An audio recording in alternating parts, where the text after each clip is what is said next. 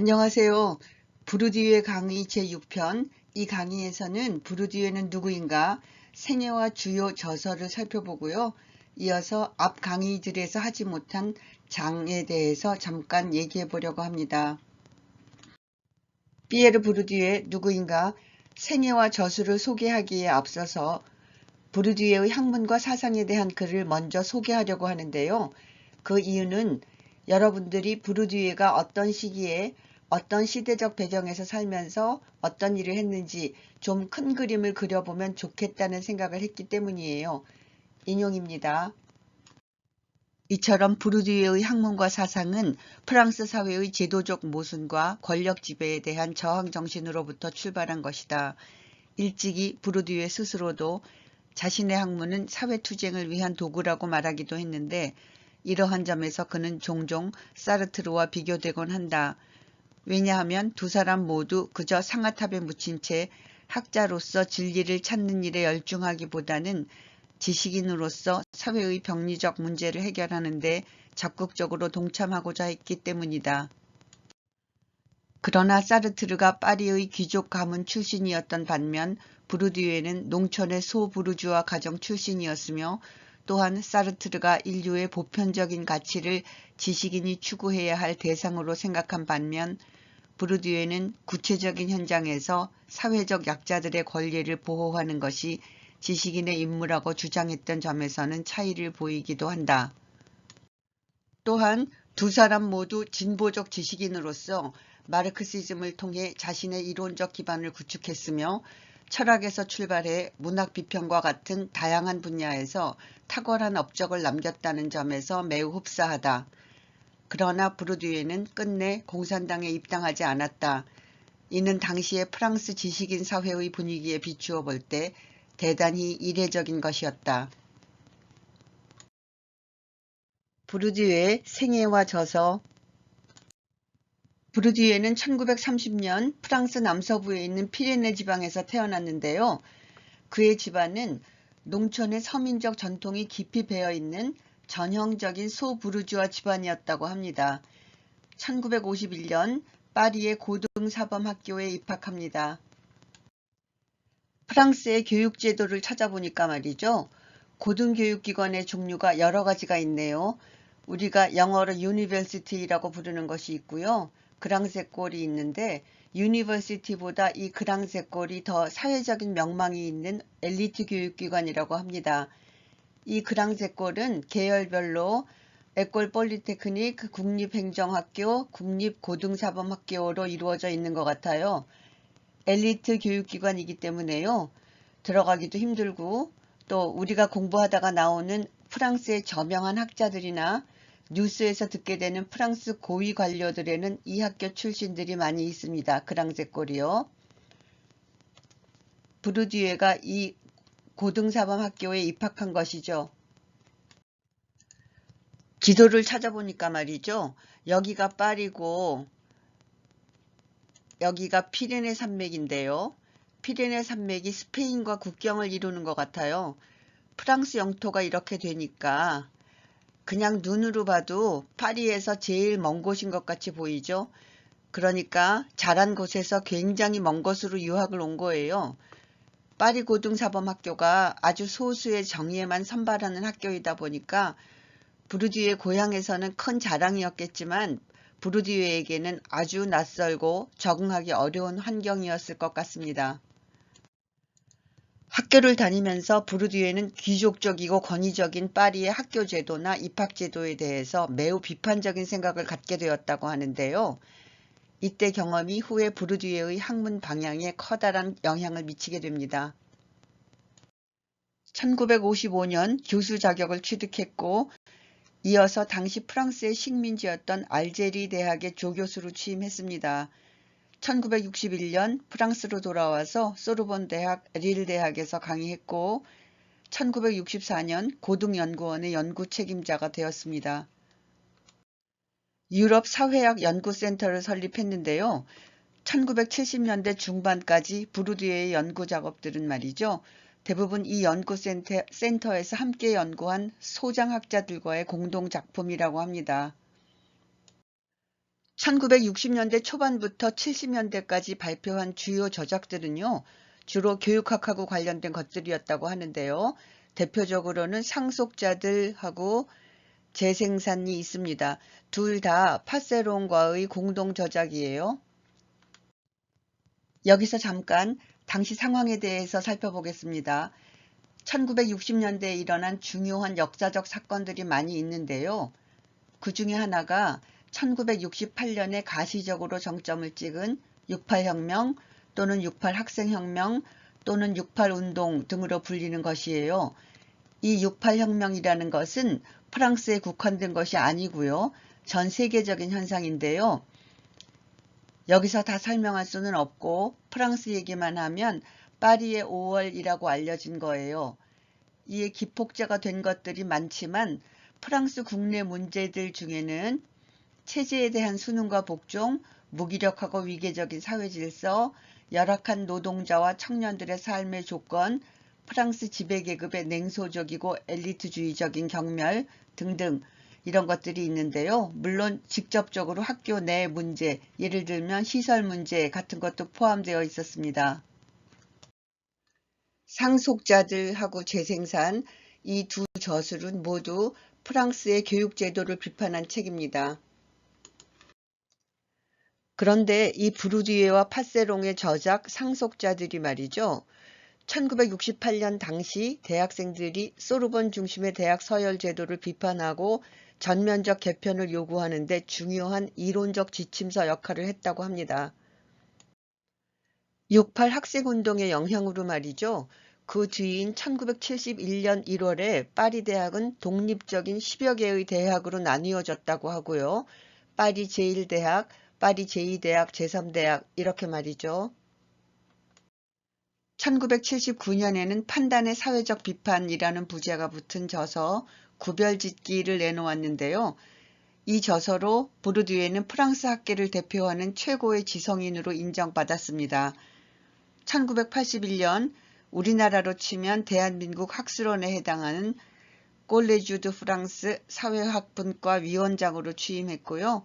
이 시기를 전후해서 교환교수 자격으로 미국의 대학을 자주 방문하게 되었고요. 이를 계기로 브루디유의 명성은 세계적인 수준에 이르게 되었습니다. 1980년대에는 학자로서 최전성기를 맞았고 1990년대 참여하는 지식인으로서 전성기를 맞았다고 합니다. 1989년부터 90년 미테랑 대통령 직속 자문기구인 교육위원회 위원장을 역임했고 프랑스 사회의 빈곤 문제를 직접적으로 다루었으며 1995년 미국식 신자유주의 정책에 맞선 프랑스 노동자들의 파업 시위 지지 성명서를 냈고 2000년에는 세계화에 반대하여 이탈리아 밀라노에서 결성된 비판적 급진주의자들의 연대에서 활동했다고 합니다. 대표적 저서로는 텔레비전에 대하여, 파스칼적 명상, 남성지배, 맞불, 세계의 비참 등이 있습니다. 이 세계의 비참은 공저예요. 이 저서들은요, 우리말로 번역된 것들 중에서 일부만 소개했습니다. 1996년에 내놓은 텔레비전에 대하여라는 책은 말이죠. 현대 정치 문화에서 텔레비전과 언론의 역할을 심도 있게 파헤친 책인데요. 출판 당시 프랑스 사회에 커다란 파문을 일으켰다고 합니다. 우리 사회에 요즘 언론에 대한 비판이 많잖아요. 부르디유의 책들이 모두 어렵게 쓰여 있고요. 이 책도 술술 읽히는 책은 아니지만 앞부분에 재미있는 얘기들도 들어있으니까 한번 읽어보시라고 권합니다. 얇은 책이에요. 예전에 제가 이 책을 과제로 내주었는데요. 한 학생이 저한테 아니 도대체 이 책을 읽어보고 과제로 내주었냐 이렇게 불만스럽게 물어봐서 제가 당황했던 적이 있어요.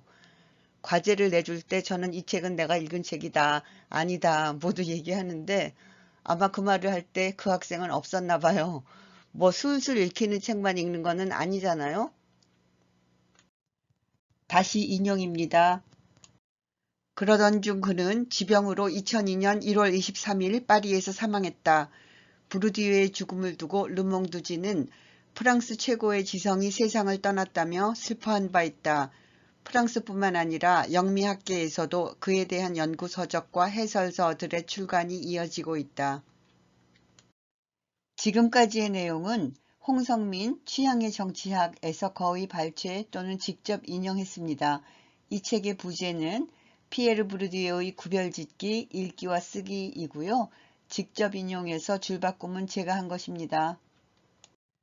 프랑스에서 부르디에가 세상을 떠난 날 미국에서는 로버트 노직이 세상을 떠났는데요. 우리나라 일간지 등에는 세기의 라이벌, 세계화 논리의 라이벌, 부르디에, 노직, 같은 날 영원으로 이런 기사들이 나왔습니다. 유럽과 미국을 대표하는 사상가로 대조적인 길을 걸어온 두 학자가 같은 날 세상을 떴다. 부르디에는 신자유주의적 세계화 비판의 선두에 섰고 로버트 노직은 세계화를 강력히 뒷받침하는 철학을 제시한 미국의 대표적 자유주의 철학자였다. 대체로 이런 내용이었습니다. 부르디에의 생애와 저서 소개는 여기까지인데요. 그런데 아직 이 강의의 끝은 아니에요. 제가 부르디에 재생산 이론 강의 동영상을 만들기 시작할 때 마지막 편으로 생애와 저서를 소개하고 끝내자 이렇게 생각했었습니다. 다른 강의들에서도 학자의 생애, 저서를 필요한 만큼 소개하지만 말이죠. 제가 부르디에의 것을 강의 하나로 만들려고 한 이유는 앞으로도 전공자가 아니더라도 부르디에를 여기저기서 만나게 될 것이니까요. 상식으로 알아두어도 도움이 될 것 같아서였어요. 부르디에 이론이 물론 우리 사회에서 쟁점이 되고 있는 사회적 문제들하고도 관련이 있고요. 예를 들면 불평등, 문화권력, 고등교육개혁, 신자유주의, 엘리트주의 같은 것도 있네요. 그런데 만들어 놓고 나니까 뭔가 마음에 미진한 곳이 있었어요. 부르디에 핵심 개념들이 더 있는데 복잡해질까봐 되도록 용어 사용도 피하고 그랬는데 말이죠. 그래 어차피 듬성듬성 소개했지만 그래도 하나만 더 하자. 그래서 장에 대해서 얘기하고 나서 부르디에 강의를 일단 마치려고 합니다. 이제 장에 대해서 얘기할게요. 장, 프랑스어로는 샹, 영어로는 필드인데요. 우리말은 마당이네요. 사회는 여러 장으로 구성되어 있어요. 과학장, 예술장, 정치장, 종교장, 경제장, 교육장도 있겠죠. 장의 정의는 여기서 얘기하지 않을게요. 그냥 각 장은 상대적 자율성을 갖는다. 각 장은 특수한 논리를 따른다는 것만 얘기하겠습니다. 그렇겠죠? 과학장은 과학장 고유의, 종교장은 종교장 고유의 논리를 따르잖아요. 과학장을 예로 들어서 얘기해 볼게요. 과학장에 과학자들이 있는데 어느 시점에 말이죠. 이미 과학장에 들어있는 과학자들은 자신들의 기득권을 유지, 강화하려고 하겠죠. A라는 학자 개인일 수도 있고 B 학파라는 집단이 있을 수도 있겠는데요. 어느 시점에 어느 학자, 어느 학파가 지배적이에요. 이른바 자신들은 정통이라고 하겠고요. 이 지배적 힘은 지속기간이 정해져 있지는 않지만 일정 기간 지속될 거예요. 그러나 영원히 그렇지는 못하겠죠? 이 과학장에 들어오려는 사람들이 있겠죠. 신참이라고 불리겠는데요. 그것도 들어와야지 신참이지만 기득권을 갖고 있는 기존의 학자들이 두 손 들어 환영하지는 않아요. 어쨌든 노력해서 과학장에 들어갔습니다. 입장권을 얻어서 말이죠.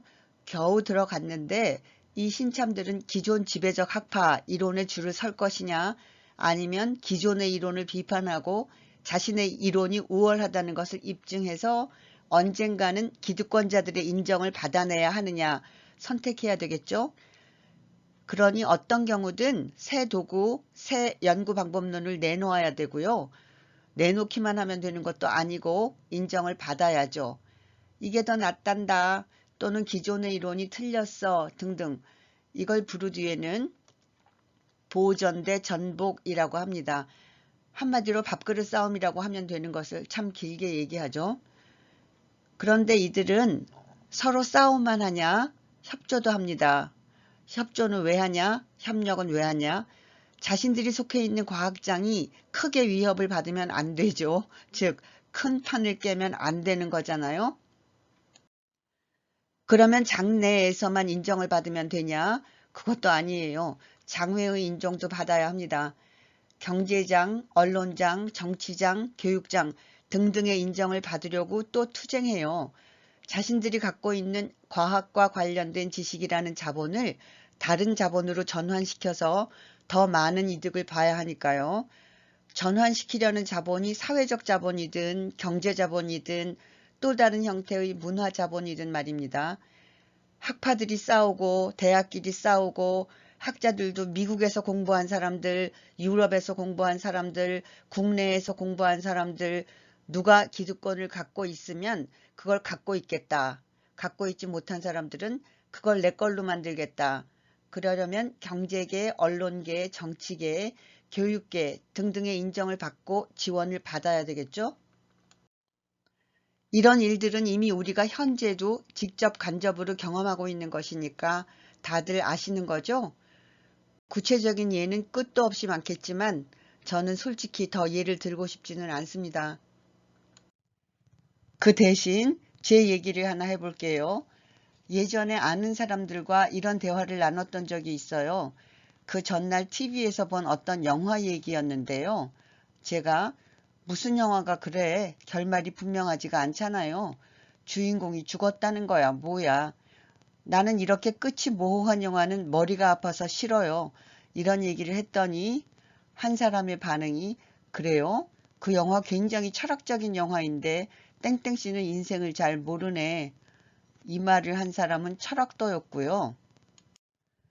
또 다른 기회에 문학에 관한 대화를 하고 있었어요. 나는 시는 정말 잘 이해를 못하겠어요. 읽어도 무슨 말을 하려는 건지. 그랬더니 대화 상대방이 어떻게 반응했냐면 인생을 모르시네요. 이 말을 한 사람은 화가였습니다. 아주 오래된 일인데도 아직까지 기억하고 있는 걸 보면요. 매우 창피한 경험이었던 것 같습니다. 의문의 일패인 건지 뭔지 그 이후로 저는 그래 뭐 나는 인생을 잘 모른다 이렇게 결론 짓고 살고 있는 것 같기도 합니다.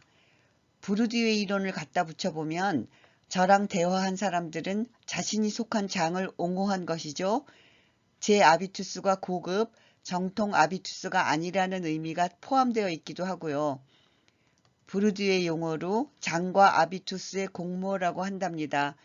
좀 억지인가요? 예로 들 건 정말 많죠. 음악 얘기를 하다가요. 사람들이 나는 러시아의 무슨 작곡가, 프랑스의 이런 작곡가, 나는 바로크풍을 좋아하네 이러고 있는데 제가 저는 쨍하고 해뜰 날 돌아온단다 이 노래를 좋아해요. 제목이 참 희망적이죠? 이런 얘기를 할 수 있을까요? 없을까요? 할 수도 있겠지만 좀 용기가 필요하겠죠? 오기가 필요하든지요. 왜 그럴까요? 저 사람들은 유식하고 고상하고 뭘 좀 아는 사람들인데 나는 아는 것도 없고 취향이 고급지지 못하고 그런 생각이 들어서겠죠? 그냥 대화일 뿐인데 그리고 그냥 내 취향일 뿐인데 왠지 움츠러들죠. 부르디유에 따르면 문화 권력 맞습니다. 이제 부르디유의 문화 재생산 이론 한 가지만 더 얘기하고 마치려고 합니다.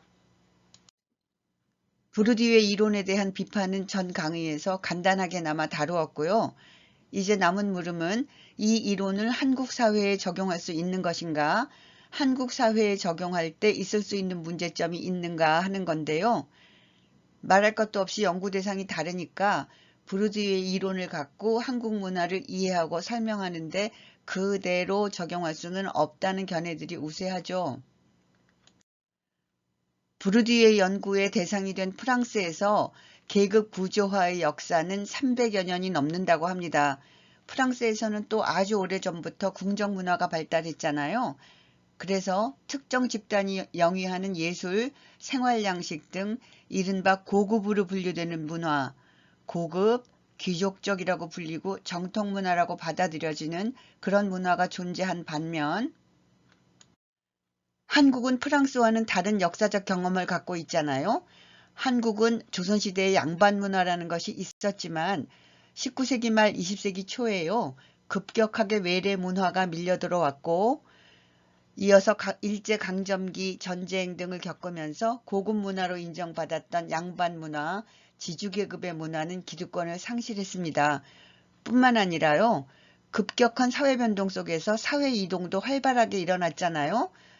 즉 한국 사회에서는 프랑스와 유사한 고급 문화나 귀족 문화가 존재하지 않으니 부르디유의 이론을 그대로 적용하기에는 무리가 있다는 거예요. 그렇다면 우리는 지금 쓸데도 없는 이론을 배우고 있는 것일까요? 물론 그렇지 않겠죠. 한국에서도요. 문화자본과 학교 성적과의 관계, 다시 말해서 부모의 문화자본이 자녀들의 학업 성취에 미치는 영향에 대해서 연구들이 수행되었는데요. 한국에서도 교육을 통해 사회적 위계관계가 문화적으로 재생산되고 있다. 이런 결론을 낸 연구들이 다수 있습니다.